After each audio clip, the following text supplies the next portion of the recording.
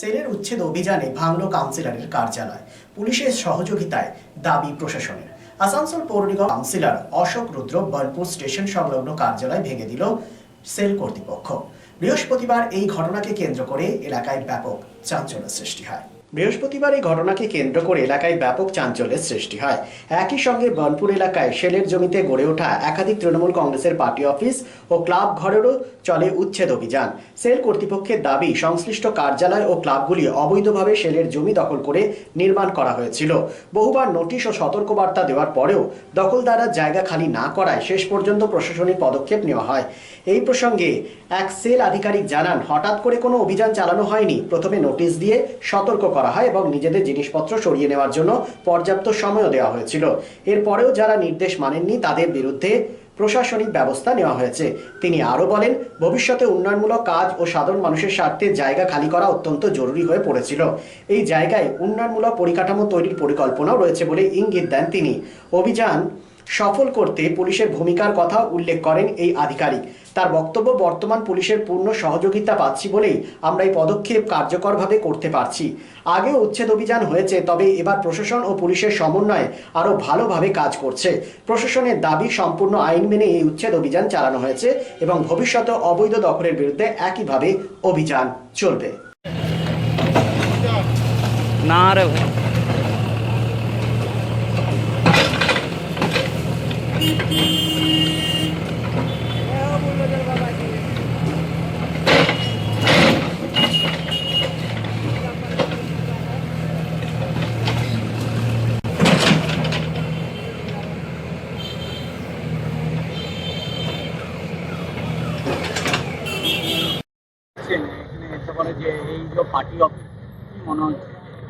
মনে হবার কিছু নেই। যারা বেআইনিভাবে জবরদখল করে সেলের জায়গায়, রেলের জায়গায় পার্টি অফিস করেছে, তো সেগুলো প্রশাসনিকভাবে তারা নিজের জায়গা থেকে উৎক্ষেপ করছে। এটা তো বলার কিছু নেই, এটা তো কোনো পলিটিক্যাল কোনো ব্যাপারই নেই। যারা সেলের জায়গায় অবৈধভাবে নির্মাণ করেছে, রেলের জায়গায় অবৈধভাবে নির্মাণ করেছে, তাদের এটা হবারই ছিল। তৃণমূলের আমলে চলেছে, বিজেপির আমলে এগুলো চলবে না। এটা কি মনে হচ্ছে যে পুরো অবৈধভাবে দখল করে পার্টি অফিস ছিল? হ্যাঁ, আপনি তো দেখতে পাচ্ছেন, দেখুন না, অবৈধভাবে ঢালাই করে, ঠিক আছে, যেমন একদম পৈতৃক সম্পত্তি সেভাবে করে রেখেছিল। ঠিক আছে, তৃণমূলে ঝান্ডা লাগাই দিচ্ছে, অবৈধভাবে দখল করছে, এগুলো চলবে না। এগুলো বিজেপির কালচার না। বিজেপির এখানে যেখানে আছে সেখানে অবৈধ জিনিস চলবে না, তাতে যেই হোক। তো দেখা যাচ্ছে যে বিভিন্ন জায়গায় তো এরকম ভাবে মানে বেআইনিভাবে দখল করে অনেক জায়গা আছে। হবে, আস্তে আস্তে হবে। বেআইনিভাবে যারা দখল করে আছে তারা সাবধান থাকুক। আস্তে আস্তে সব জায়গায় হবে। একবারে এই তো জাস্ট আমাদের সরকার হয়েছে, সরকার হবার পরে এই তো কাজ চালু হচ্ছে, একটু টাইম লাগবে। এইটা এই মানে 4 তারিখের রেজাল্টের পরেই কেন এই ঘটনাগুলো ঘটছে? রাজ্য সরকার যে ছিল সে দেখেনি, সে করেনি, সে নিজের ইচ্ছা মতন চালিয়েছে। 4 তারিখের পর মানুষের সরকার এসছে, জনগণের সরকার এসছে। 4 তারিখের পর হচ্ছে, কাজ হচ্ছে আমাদের। আপনি তো দেখতে পাচ্ছেন কি যেরকম টিএমসি পার্টি যেরকম ইনলিগাল পার্টি অফিস রেলে প্রপার্টিতে সেলে প্রপার্টি ক্যাপচার করে রেখেছে, কি ভালো কাজ করেছে আপনি বলুন। পশ্চিমবঙ্গের মধ্যে সব তো ক্যাপচার করে পর 2 নম্বরই কাজ করে পর এসবই সংসার চালাচ্ছে। আর না যুবার জন্য কিছু ফিউচার আছে না কিছু আছে, শুধু ক্লাব মধ্যে আড্ডা, মদ খাওয়া এসব চলছে। তো এখন যা মোদি সরকার, যে আমাদের দেশে প্রধানমন্ত্রী আর আমাদের পশ্চিমবঙ্গের চিফ মিনিস্টার আগে বলে দিয়েছিল কি আমাদের আসার সময় মানে যে সময় উনি আসবেন সত্তার মধ্যে যত ইনলিগাল প্রপার্টি ক্যাপচার করেছে ওটা সব ভাঙা হবে, যা হোক, যা দলে হোক। এটা তো অশোক রুদ্র যে ওয়ার্ড, সেই ওয়ার্ডে ভাঙচুর চলছে, তারই পার্টি ভাঙচুর চলছে। ভাঙচুর তো চলছে, সামনে আছে মার্কেট, মার্কেট থেকে भी প্রচুর কমপ্লেন এসেছে, চাঁদা তোলাতুলি হচ্ছে, এরকম প্রচুর ইস্যু আসছে। আর এখানে ভাঙা হওয়ার পর কিছু না কিছু সেল তরফ থেকে या রেল তরফ থেকে আমাদের যা মিনিস্ট্রি লেবার আছে ওখান থেকে কিছু ভালো জিনিস হবে। চিঠি দিয়েছিল কি এটা লেটারটা দেওয়া ছিল, যেদিকে ইনলিগাল ক্যাপচার করা আছে ওখানে প্রচুর জায়গাতে লেটার দেওয়া হচ্ছে সেল তরফ থেকে রেল তরফ থেকে। এটা দেখা যাচ্ছে বারবার মানে যে এই ভোটের পরেই কেন এরকম ভাবে পদক্ষেপ নেওয়া হচ্ছে? না, আগে থেকে বলা হয়েছে, সেলকে রেলকে সবাইকে আগে থেকে বলা হয়েছিল। না ও সময় আপনার সব কিছু আপনি দেখতে পাচ্ছেন, টিএমসি লোক প্রচুর মেনে গুন্ডাগিরি সব কিছু দেখাচ্ছিল, কিছু করতে পারছিল না। এখন সত্তা চলে এসেছে বিজেপি, এখন তো হবেই যেদিকে ক্যাপচার করা হয়েছে। আপনার নাম? আনমোল সিং। নোটিশ করা হয়েছে, বিজ্ঞপ্তি হয়েছে, জানানো হয়েছে, তারপরে তাদেরকে বলা হয়েছে নিজেদের জিনিস সরিয়ে নেওয়ার জন্য। তারপরেও যেখানে যারা করেনি তাদেরকে আবার নক করা হয়েছে।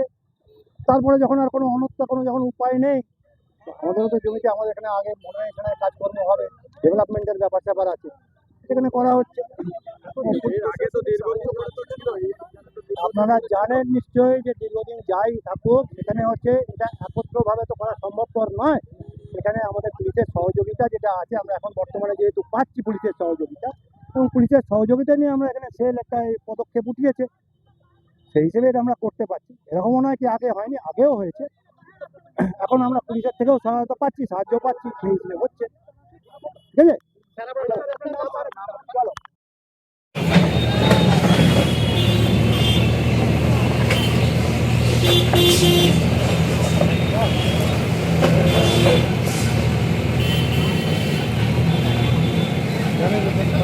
শুভ হোক সর্বক্ষণ। আসানসোল শিল্পাঞ্চলের শতাব্দী প্রাচীন অভিজাত বস্ত্র প্রতিষ্ঠান ঘাটি ক্লথ স্টোর এবং আধুনিক রুচিসম্পন্ন হালকা ও ভারী সোনা, রূপো এবং ডায়মন্ড গহনার প্রতিষ্ঠান ঘাটি jewels, 2022 GT road, Asansol. Mobile number 9734151700 and 8389950456.